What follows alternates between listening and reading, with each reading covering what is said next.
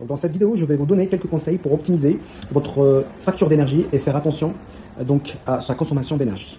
J'ai filmé, j'ai commencé la vidéo par filmer ce radiateur électrique pour vous montrer le coupable donc de nos factures d'électricité. Donc dans un logement durant l'hiver, il peut représenter jusqu'à 60-70% de la facture donc d'électricité. Donc le chauffage est le premier poste de consommation d'énergie dans un logement.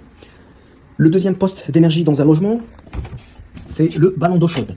Donc la production d'eau chaude est le deuxième poste donc, de consommation. Le troisième poste, c'est l'électroménager, bien entendu. Le lave-linge, la plaque de cuisson et réfrigérateur et autres. Et après vient tout ce qui est ampoule. Ça ne consomme pas grand-chose. Tout ce qui est chargeur pour ordinateur, télévision, ça ne consomme pas grand-chose comparé donc à un radiateur électrique. Donc mes conseils pour le radiateur électrique, l'allumer uniquement quand vous êtes donc dans le logement et l'allumer pour chauffer suffisamment votre appartement puis l'arrêter. Vous n'avez pas besoin de le laisser tourner toute la nuit.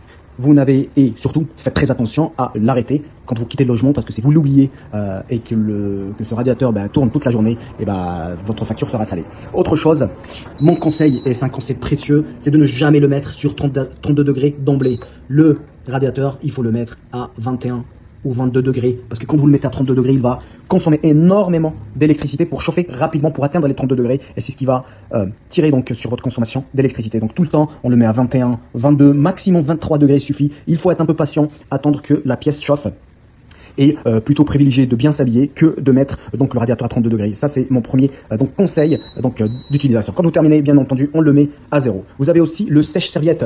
Pareil, mais celui-là on l'utilise pas souvent. Donc le sèche-serviette consomme autant d'électricité parce qu'il y a une résistance électrique. Donc pareil, on le met uniquement quand on veut prendre sa douche pour chauffer un petit peu sa serviette. Et puis on n'oublie pas de l'arrêter.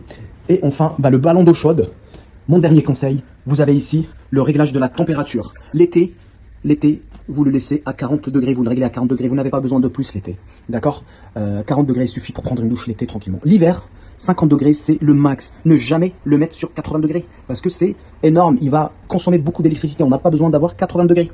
C'est mon dernier conseil. Si vous suivez à la lettre ces conseils, vous allez payer beaucoup moins d'électricité et faire des économies donc d'énergie sur votre facture d'électricité.